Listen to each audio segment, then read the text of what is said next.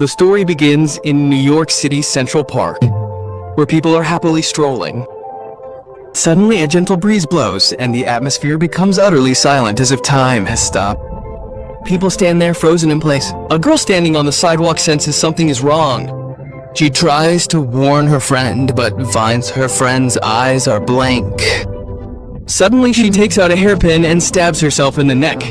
Following this, others begin to fall one by one, and within moments the park is filled with blood. At a nearby construction site, the contractor initially thinks the worker's fall was an accident. But the next moment, as if on cue, all the workers jump from a height simultaneously.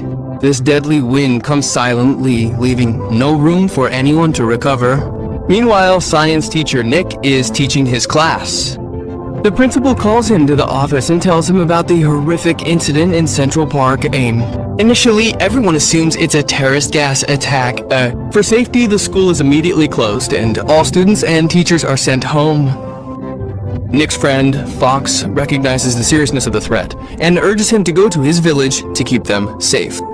Nick is initially hesitant, but after returning home and watching more news on TV, he understands the gravity of the situation. The government suspects it's a new virus that blocks brain signals. However, there's no information about how it's spreading or what's causing it. Finally, Nick agrees to go with his friend to the village. He hurries to the station with his wife, but finds only Fox and his daughter there. Upon asking, he learns that his wife was stuck in a traffic jam and couldn't reach the station on time. The train is about to leave, so he's forced to ask her to take the next train.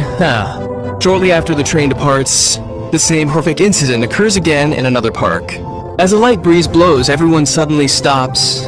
A policeman shoots himself with his own gun, and then the others in line, one by one, take up arms and take their own lives. The passengers on the train are also informed of this incident, adding to the already terrifying atmosphere here. Fox tries to contact his wife, but the network keeps dropping out.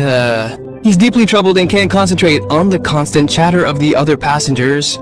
Suddenly, the train stops. Everyone disembarks in shock. The train staff explains that the signal ahead has suddenly gone out, preventing the train from proceeding. Luckily, there's a small town nearby. Nick goes to eat at a restaurant with his family. There, he sees another horrifying video on a customer's phone. A zoo employee stands there like a puppet as a lion tears him apart. Everyone is stunned by this scene. They've never witnessed such a strange and terrifying disaster before. Just then, a new emergency declaration comes from the government. They dismiss the earlier suspicion of a terrorist attack, as the disaster has now spread across the country, and the small town where Nick is staying has become the epicenter. An atmosphere of fear spreads throughout. People have barely recovered from the shock when the power to the restaurant suddenly goes out. Their fear runs wild and they start running frantically. In the chaos, everyone is desperate for their lives. Nick tries desperately, but he can't find a vehicle to get out of town. Then a kind couple agrees to take them. Nick and his wife breathe a sigh of relief, but Fox has his own decision. His wife has been missing for the past 2 hours, and he wants to find her at any cost.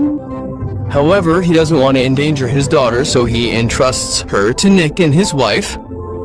The two friends smile and make a promise to each other.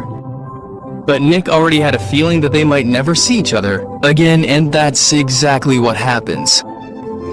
Shortly after Fox leaves, their car arrives at a road littered with corpses. Many are seen hanging from roadside trees. The horrifying sight causes the passengers in the car to scream and panic and close every crack and window. But they ignore a small crack in the car's roof. A deep despair shines through Fox's eyes. The next moment, the car suddenly stops. There's a loud crash and some passengers are thrown out. Only Fox slowly climbs out and picks up a shard of glass from the ground. Meanwhile, Nick and his companions are faring no better. They see from a distance that several bodies are lying on the road ahead, indicating that the virus has spread there as well. The driver is forced to change course and take another road und eine. But at a turn, they encounter an army vehicle. The soldiers inside quickly warn them that the military base ahead is completely overrun and that everyone there has died. So don't go in that direction. But before he can finish speaking, some cars come from the other direction, the people in them also having fallen victim to the same virus. Then Nick realizes that no matter which direction they take, every path leads to death. He tries to call Fox, but the call doesn't connect. A dark premonition begins to rise in his heart. At that very moment, a woman is talking on the phone to her family who live in Princeton, the same place where Fox had gone to look for his wife.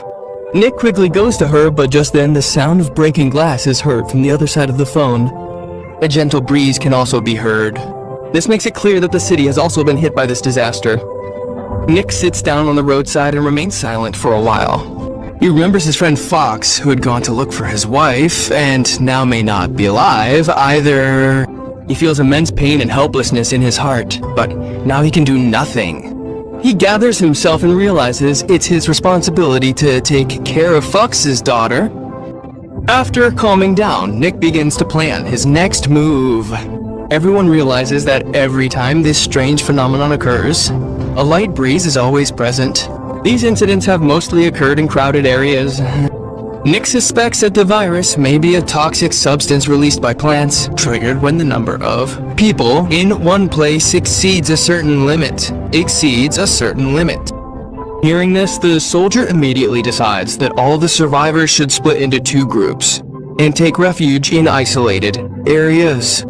But as they are passing through an open field, a light breeze suddenly blows towards the group in front. Everyone suddenly stops and the soldier begins to scream in panic. The next moment he draws his gun and shoots himself. The sound of continuous gunfire fills the air, and within seconds, the entire group in front is wiped out. Seeing this, Nick is shocked and begins to wonder if just the gathering of 10-15 people triggers this plant virus. The remaining survivors panic. Nick tries to keep his calm. Based on his knowledge of science, he speculates that perhaps the smell or chemicals emitted by humans are stimulating the plants. He suggests that they might escape the danger if they run against the wind. Just then, a wind blows nearby and he tells everyone to run in different directions. But this strange wind, as if sensing everything, moves rapidly after the people. Running now seems pointless. Nick and his wife close their eyes, awaiting their fate. But after some time, when everything calms down, they are surprised to find that nothing has happened to them. This proves that Nick's hunch was correct. This virus is indeed linked to crowd size and wind direction. Now, in addition to Fox's daughter, they are joined by two more young strangers who have scattered since the others had already dispersed. Nick goes to an abandoned car to get some new information from the radio. But then he notices a nearby farmhouse. Everyone immediately rushes there. Inside the house, Nick finds a map on a bookcase. He plans to go to a place where there are a few plants and very few people. Then his eyes fall on the ornamental plants in the room, and he suddenly remembers something he found in a magazine. Some time ago, scientists discovered ancient bacteria in the ocean. Some fishermen mysteriously died after coming in contact with them, and recently, the sudden disappearance of bees was also a strange phenomenon. Nick isn't sure if all this has any connection to this plant virus. But one thing he knows for sure is that this house is surrounded by trees and plants, and if they stay here for too long, it could prove dangerous for them. After quickly finishing lunch, everyone packs up and starts moving again. But just as they reach the halfway point of the hill, they spot two more groups approaching the same farmhouse. Just as the two groups are about to meet, everyone suddenly stops. Clearly, the number of people has exceeded the limit and the plant virus has activated. The survivors then begin taking their own lives in strange and dangerous ways. Unable to bear this, Nick and his companions immediately flee in the opposite direction. After walking for a long time, they become completely exhausted. In the distance, they see a house. Nick goes ahead and asks the owner for help, but the man inside shoos them away, fearing they might be infected. Two young men accompanying them begin banging on the doors and windows in anger. Suddenly, a gun flies out of the door, aimed at the end, and the young man standing near the door falls. While everyone is still trying to understand, a gun also flies out of the window, killing the other young man standing nearby. The owner screams angrily from inside. Nick, suppressing his pain, immediately flees with his wife and daughter. Evening approaches and they spot another house. This time, Nick decides to go first to see what's happening. This time, they're lucky, and an old woman living there agrees to shelter them, Manhattan. She lives alone, and after a hard day's work, cooks a good meal for everyone. While Nick and his wife are grateful, they find her behavior a bit odd. After putting Fox's daughter to bed, Nick and his wife discuss their future plans. Suddenly, they turn around and see the old woman standing at the door, watching them.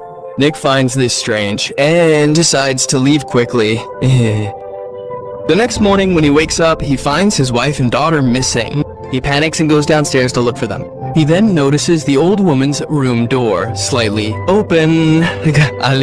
He goes inside and sees a strange, doll-like figure on the bed. Suddenly, the next moment, the old woman stands behind him and angrily accuses him of theft. Nick realizes that she has been living alone for a long time and is probably mentally unstable. He immediately goes outside to try to reason with her. But then he sees the old woman standing absolutely still. The leaves of the trees above are rustling rapidly, and the wind has begun to blow again. Nick is completely shocked by this. He immediately retreats and returns inside the wooden house. As he closes the door, a loud crashing sound comes from outside.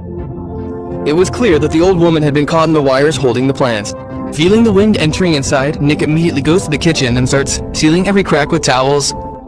Just then, he hears his wife's voice faintly. He opens the door to the adjacent room, and the voice becomes clearer. In reality, his wife and daughter were in the storeroom. Outside, in the courtyard, and a hollow pipe connected. The two rooms allowed them to hear each other, but Nick's face is devoid of joy as he realizes that the threat posed by these plants has become even more dangerous. They can now even detect the presence of a single human being.